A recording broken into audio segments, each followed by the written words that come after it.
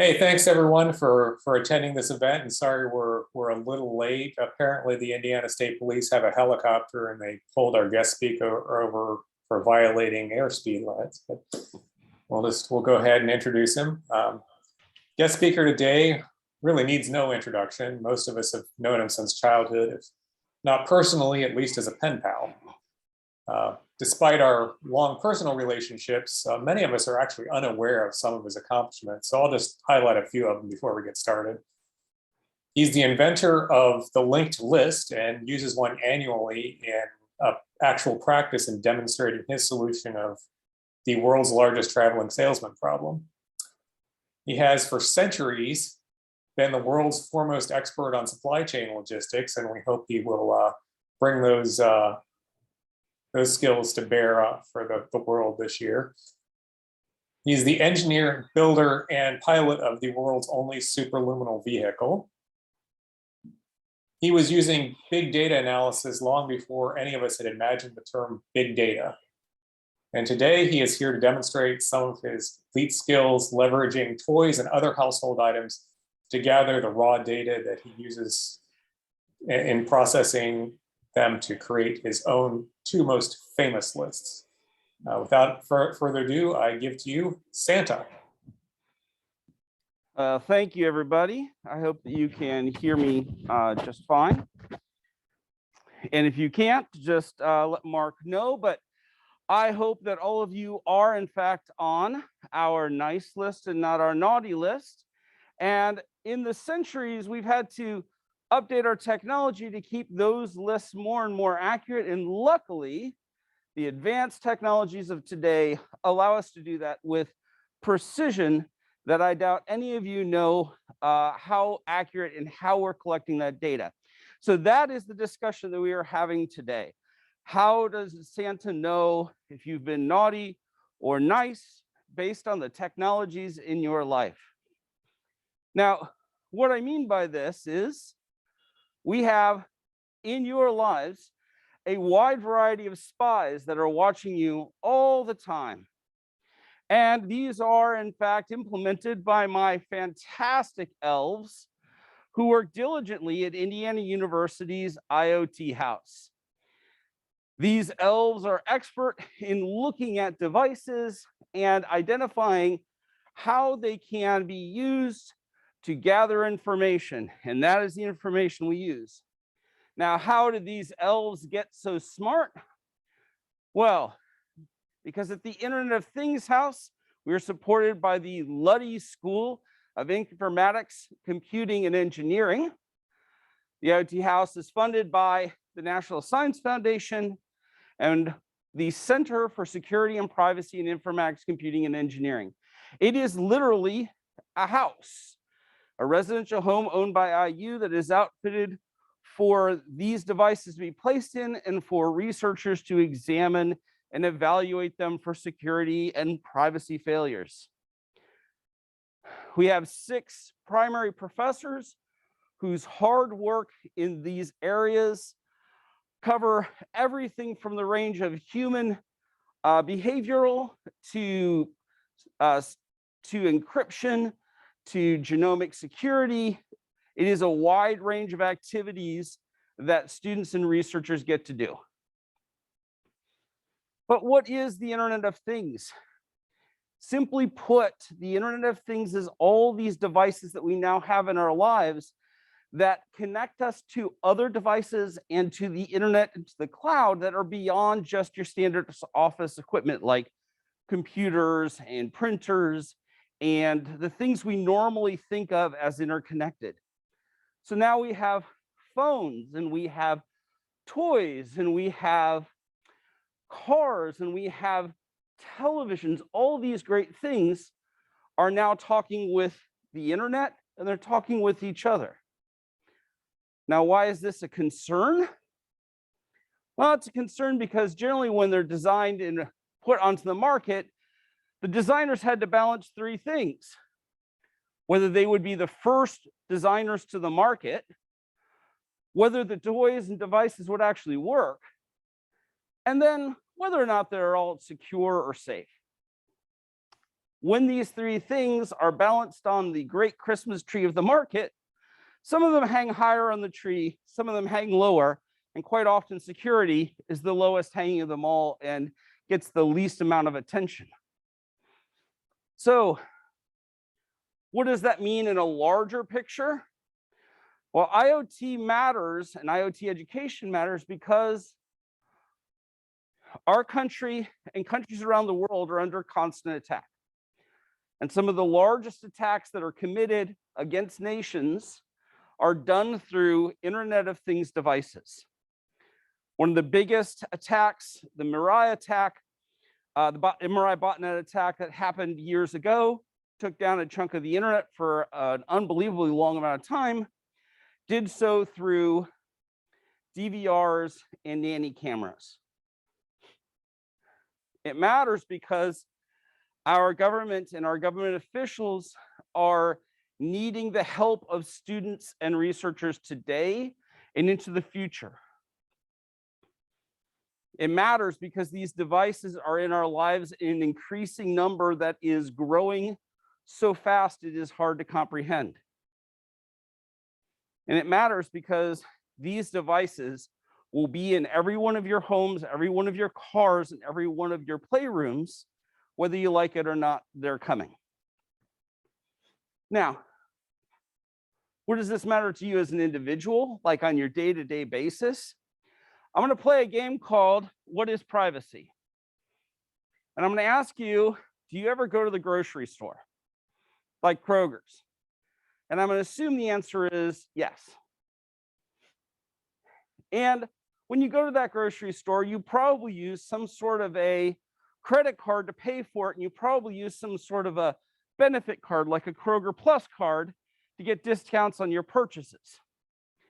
And if I asked a room full of people, are these transactions private?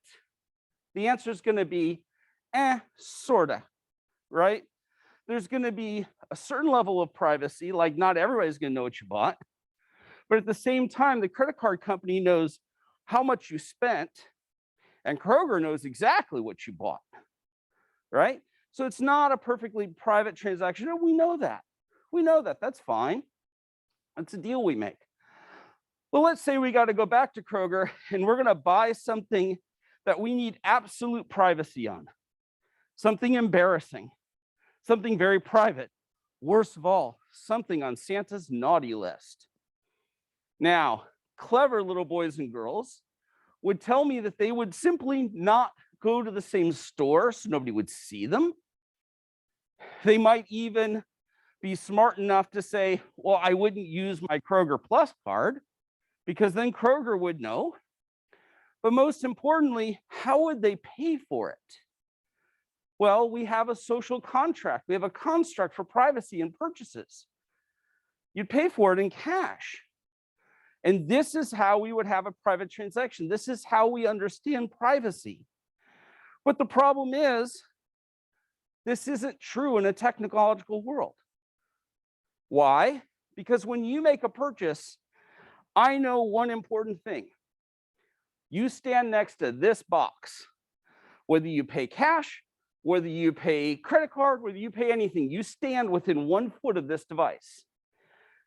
And if I build a little box and I shield it, and I take the range of my detector unit down to about 1 foot, and every time anybody makes a purchase, I capture the Kroger Plus card number, the credit card number, the address markers on your telephone, the address markers on your Fitbit, and any other technological device that you're carrying on you, and I make a fingerprint, which then I can attach to your Kroger Plus account. This means that your technological devices rat you out.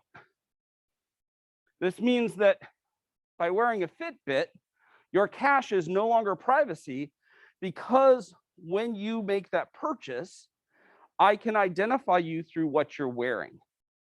So cache does not protect you from the naughty list anymore. Now, Kroger's not implemented this that I know of, but this is not hard to do. This is actually pretty easy stuff. But most people don't know about this. And that lack of knowledge primes you for Santa. Now, Santa's a great guy and all he wants to know is who's naughty and deserving of coal and who's nice and deserving of presents. So let's use some case examples of how Santa's naughty and nice can be tied to these tech devices. And we're going to take a target family, a very handsome looking dad, a lovely mom, the college kid, the boy, and her. And let's ask the question, how do these each hold up against a device that Santa gave them last year to see whether or not we could identify if they're naughty or nice? And we're going to do it through these 5 devices. We've got 2 toys at the top, the Fisher-Price bear and the Cloud Pet unicorn. But as you get older, your toys aren't always fluffy. Sometimes they're cooler, like this Fitbit here, or this really cool Roomba that has a built-in camera, or this fridge. Let's see how our family members hold up against these devices and whether Santa is able to gather whether they've been naughty or nice. Now, why focus on toys? As a side element, we focus on toys because I'm Santa and Santa focuses on toys. 2, we focus on toys because these are research items that we currently do. These are devices that gather data that we leave with our most vulnerable users.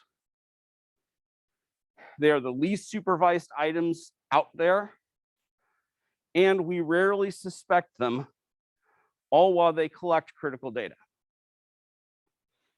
So these are all commonalities among IoT devices. So how do we test these things? What would a clever elf ask? 2 questions. How does the device work? And how can it be misused? So, the college kid and the unicorn. Here we have the college kid, and the college kid has been given a Cloud Pet unicorn. Now, the Cloud Pet unicorn is a clever device that uses these 5 technologies. You have to have a smartphone of some kind to communicate with it. It transfers data to and from the toy via Bluetooth, which is a short-range technology. It sends data to the cloud. It can hear what you're saying, and it can make sound itself. Those things we know, those how it operates. And its functionality, how it moves the data is, this toy was made for parents who are away. They would leave this toy with the child, say when they deployed overseas. The child would have the toy, and if they wanted to speak to their parent, they'd push this little handle here, and the light would come on showing it was recording.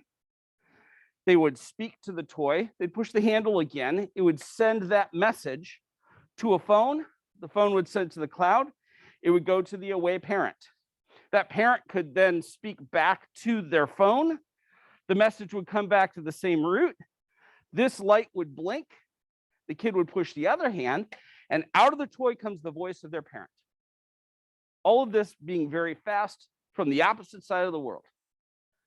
It's a great concept. It binds the toy to a child. It binds the missing parent to something the child can hug in their absence. Great concept. Terrible implementation.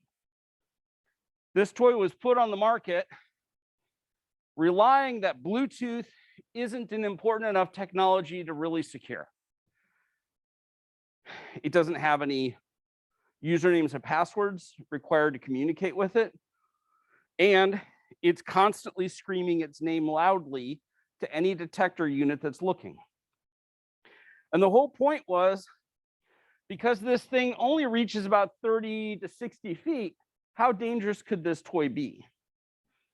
This is a good question. The problem is, like I said, it can be heard by anyone and spoken to by anyone. This is a simple Bluetooth scanning here, And I can tell you that I am in range of a Bluetooth device. If I move and play a game of hot cold or use 2 detectors, I can pinpoint exactly what room in the house the child is in, or at least the toy is. I can do this from a car. This makes what we call location hazard. Worse yet, I can use some simple JavaScript to communicate with the toy because there's no requirements for username and password. This means that I can turn the microphone on without the light, and I can record without anybody knowing I'm doing it. This means that I can send a message to the toy that didn't come from a parent.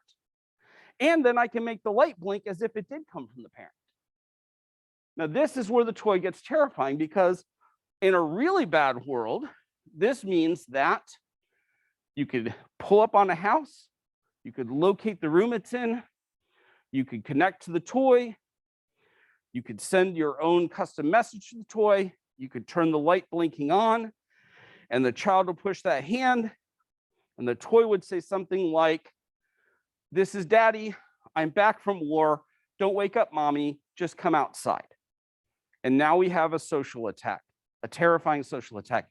And this toy had a whole bunch of other problems, but this is the main one. Now, why does any of this matter to Santa? Well, it matters to Santa because I can record and listen to anything that's happening in the house. So let's take our case example. This child here, the college student, is angry. Angry because their siblings were getting on their nerves.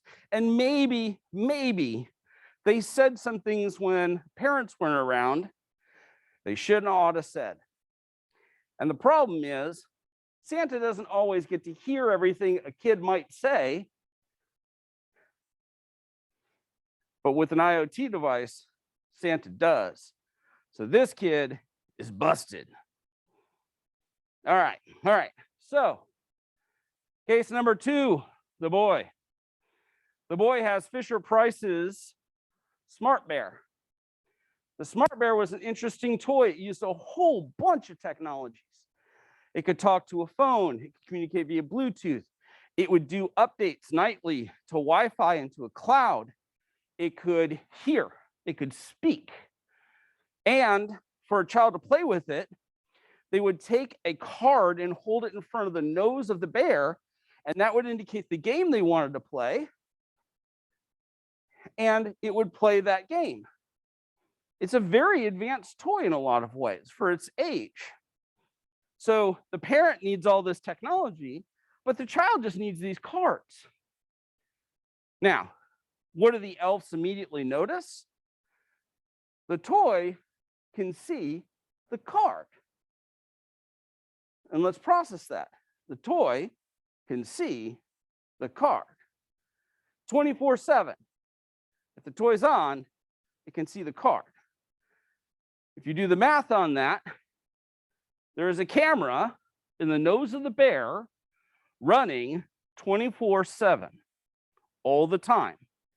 This is not indicated in the user manual, and there is no light indicator showing the camera is active or telling you there is a camera. That's how this toy operates. Now, to verify that, Santa's elves opened up this toy and looked inside. And interestingly enough, this control board that we've got here has got a lot of interesting things on it. It's got the kind of chip you'd use in an Android phone.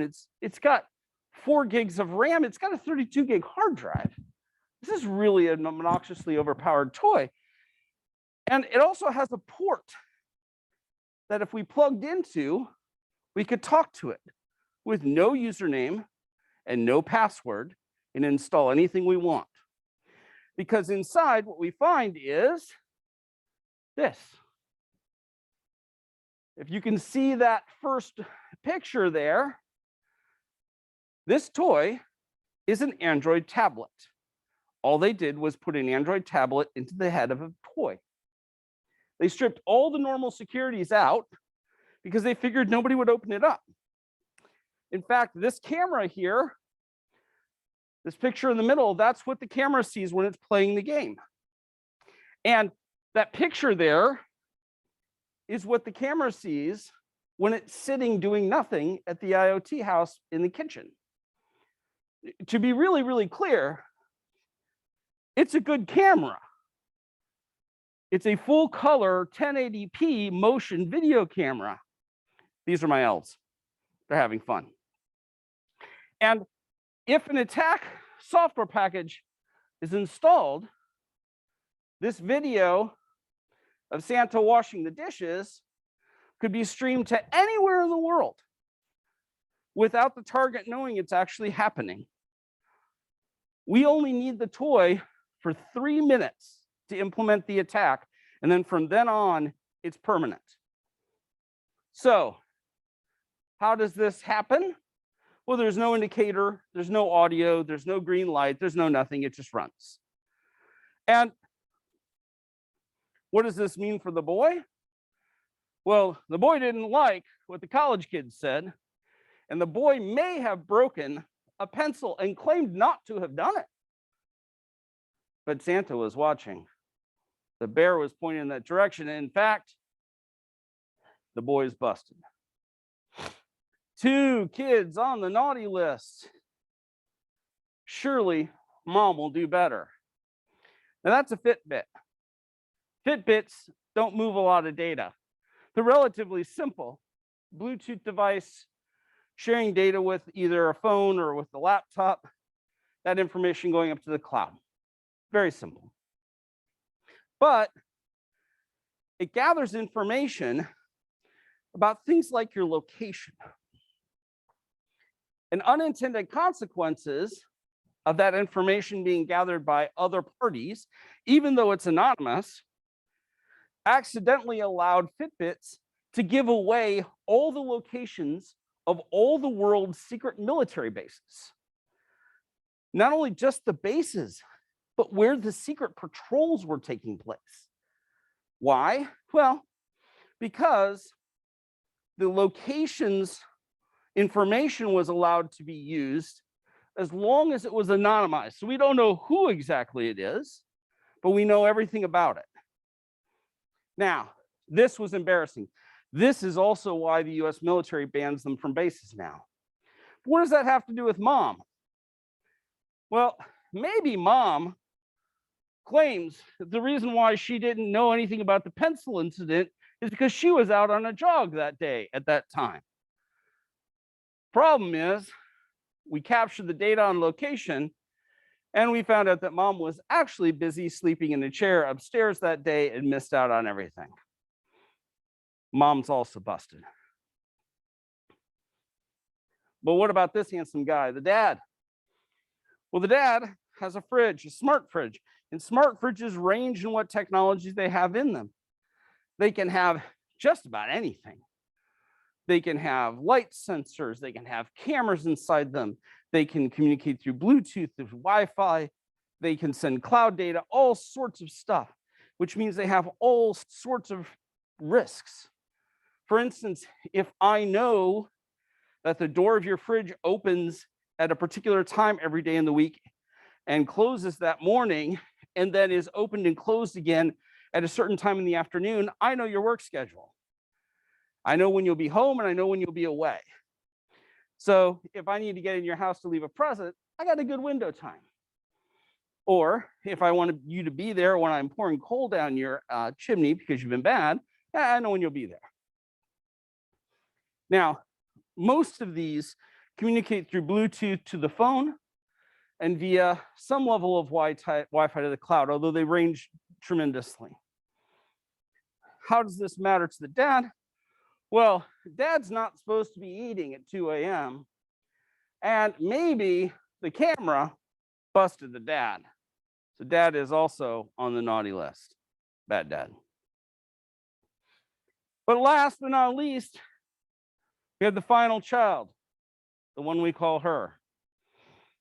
Well, her, we decided to chase around with this LG Roomba that has a camera built in.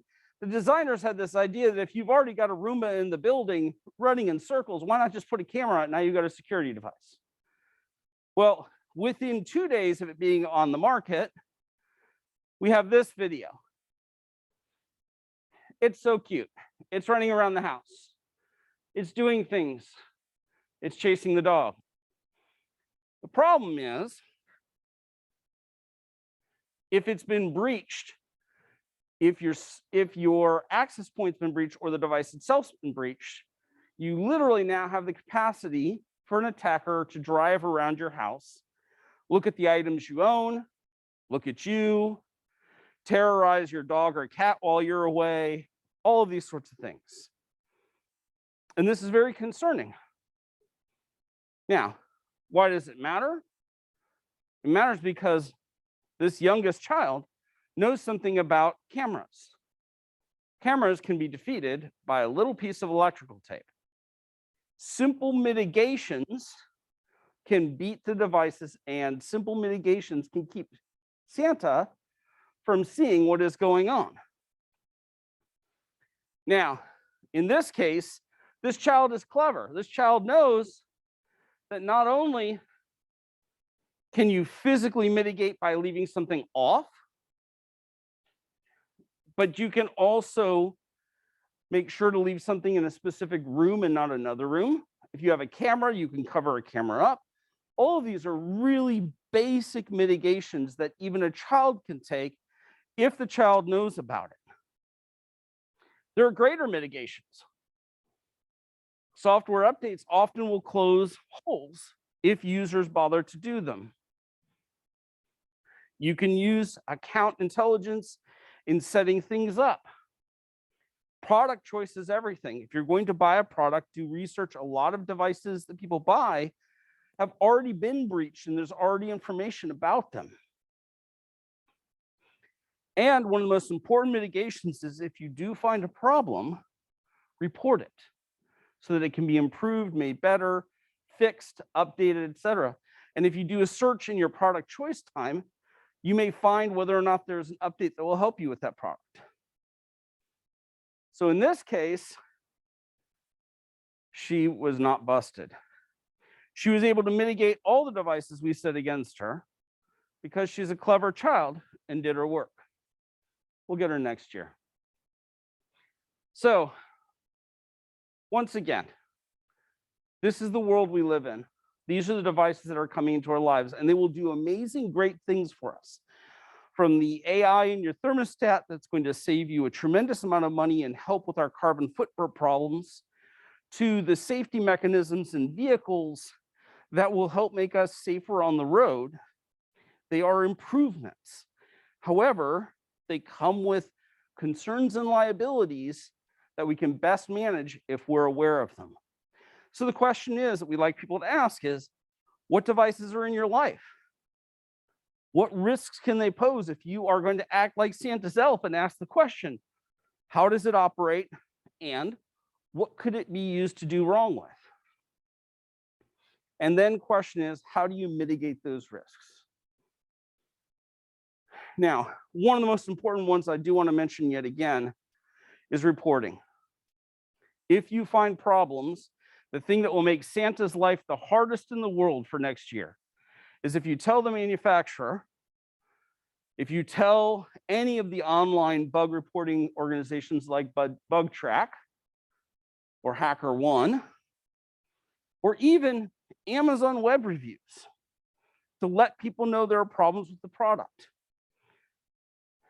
And last of all, with children's toys in particular, there are issues related to the COPA law, which is the Child Online Protection and Privacy Protection Act, which regulates children's information under the age of 13. And there have been improvements made to this related to these toys, but there are expansions that need to be done, and those are being worked on. If there is more information you want to know, these are, actually that middle one is spice.luddy.indiana.edu now, but the email is correct. And this website, Learn Adafruit, has a tremendous amount of information that would be useful if you want to make Santa's life hard. Okay, and with that, questions. Does anybody have any questions? Sure.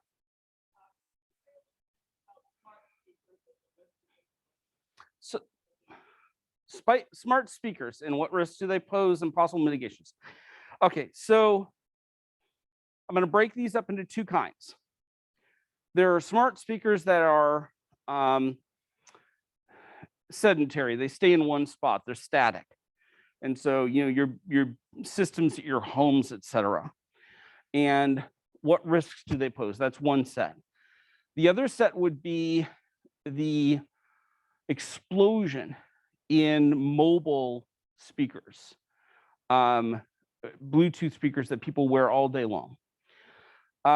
In the first, you have issues of whether or not somebody could simply make connection, whether people could change volumes or otherwise mess with them. The actual data coming out of them typically is not that much unless they're a device that also controls other devices like an Alexa is. And at that point, you can have what's called an interaction attack where you breach one thing to have it take an effect on another thing. And so once again, you're really going to need to ask the question, what can this individual device do? And what am I allowing it to do? Generally speaking, a speaker in a static location is not that big a threat. The most you're going to get out of it is somebody annoying you, or if they can use it to leapfrog onto something else. Now, the mobile ones are a little more interesting. We've had this explosion in Bluetooth headsets. And there's a newer, longer, stronger version of Bluetooth that's being used with these devices. And the problem is a lot of them don't change their identities. So a good set of headsets will have that Kroger thing I discussed. One way to defend against that is for the device to change its identity every once in a while. So it's harder to fingerprint. A lot of the new headsets don't do that well. As a result, I can sit at the corner of the quad and point a detection device down at the tennis courts.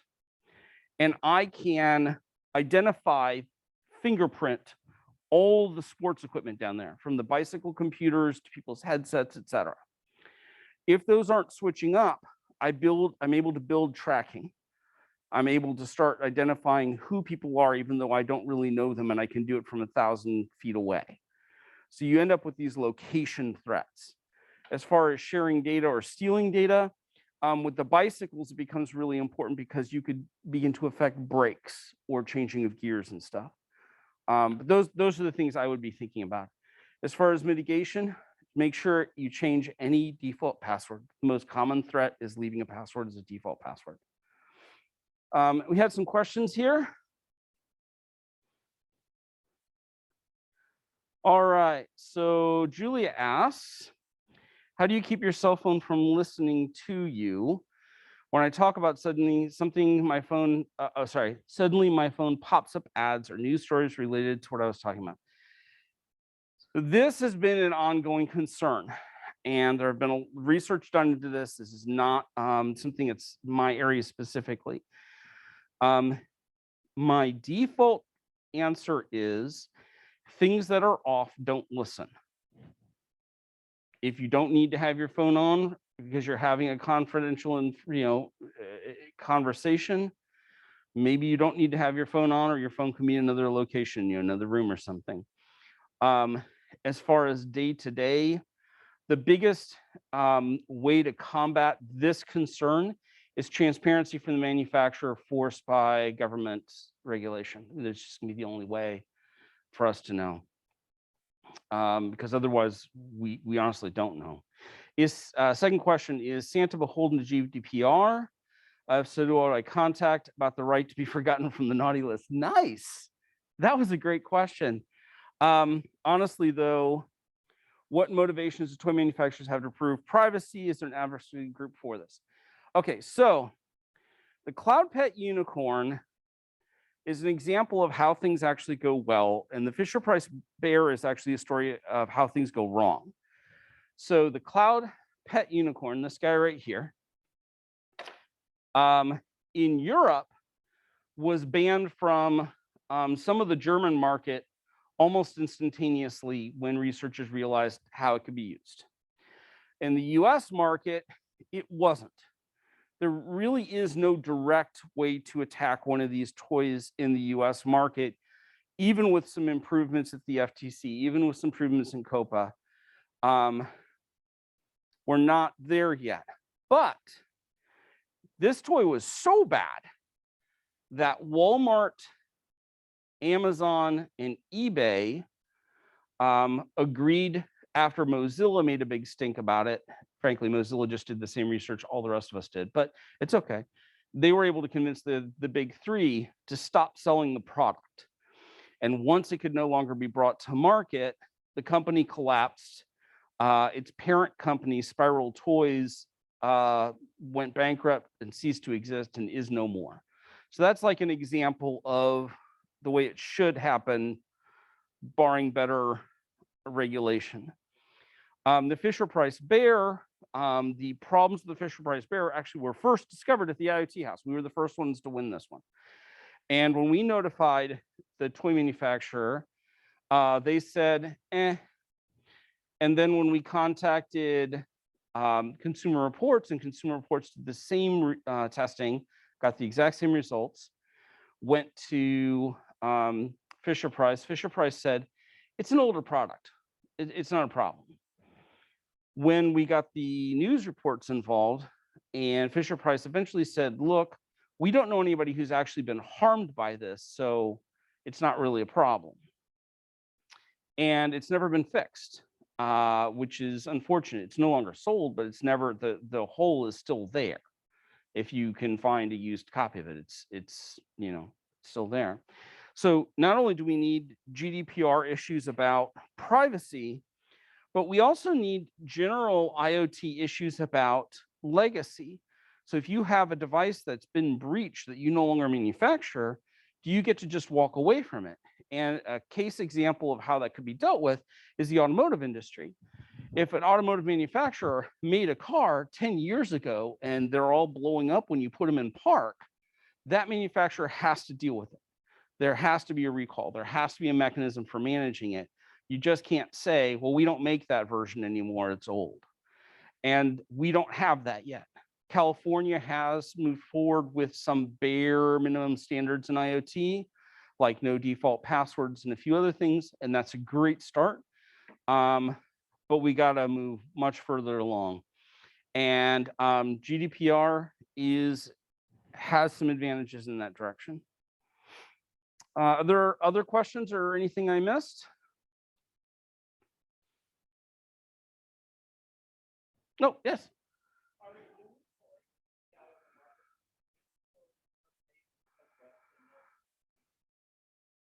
So there are new toys coming out now. There's always new toys coming out, both for grown-ups and for kids. Overall, we are slowly marching towards improvements. The California law does help because, again, the number one thing is so it used to be that there were devices on the market that had a password somewhere in them that you couldn't change. That was just a stuck deal. And I said earlier, no default. What I really should say is no unchangeable defaults. So you could have a video camera. There's a Chinese video camera on the market for a long time that the password was 123 and you couldn't change it. It was hard set to 123.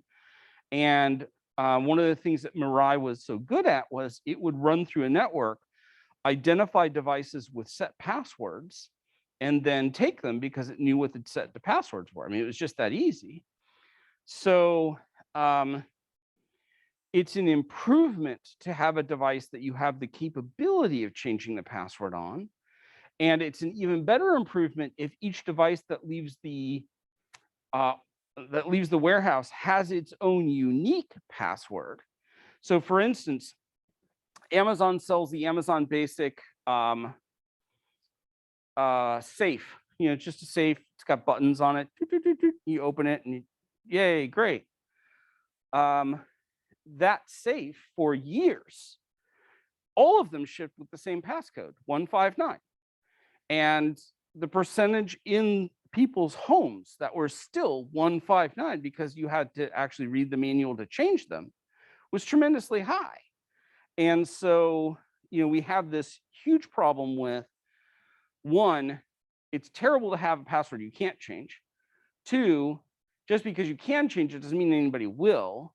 So three, you begin to have to manufacture things that leave the warehouse with different passwords, and that's good. However, when you generate those passwords, are those passwords uniquely different enough that an attacker can't generate how you're generating them and then make the same list? So it's a chasing game, but they are getting better. They are not awesome. The biggest one for me with the Fisher-Price Bear is there is zero explicit notification in the box or in the manual that a camera is in this toy and a camera is running all the time. And there's no green light to indicate that a camera is running.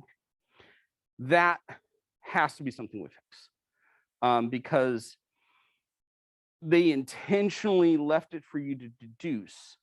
And grandma buying a toy for grandkid isn't going to deduce that. They're just not. And it puts them at risk. Let's see. Let's see if there are any other questions.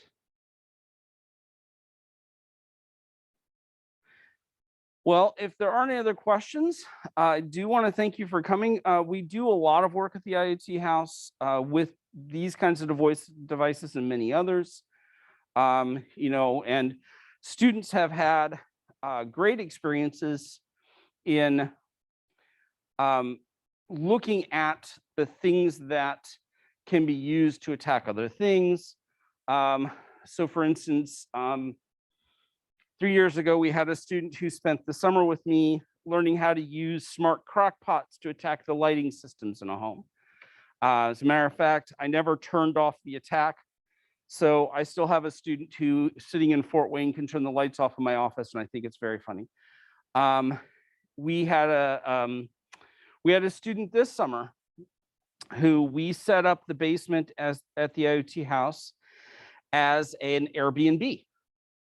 And then we stuck 13 hidden cameras around it, and we used that space to learn how you identify the location of a camera, how you either mitigate it or how you just attack it out of existence so that it can't run anymore. And the way we did some of those things involved the same process as you would use a form of breaching. You have to understand how it works and how you can use that against the device. And so these are fun to see.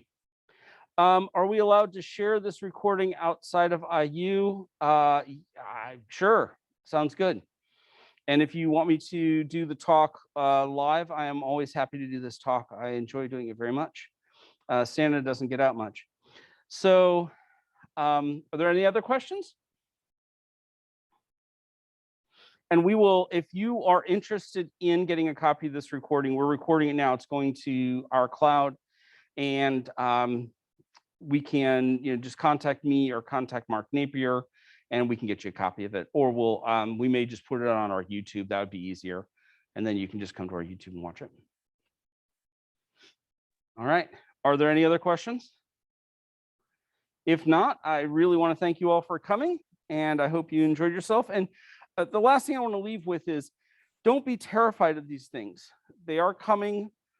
They are relatively inescapable. To use the example of, I knew a guy once who went to buy a car, and he said, my old car died, and I like rolling the window up and down. It's the only exercise I get.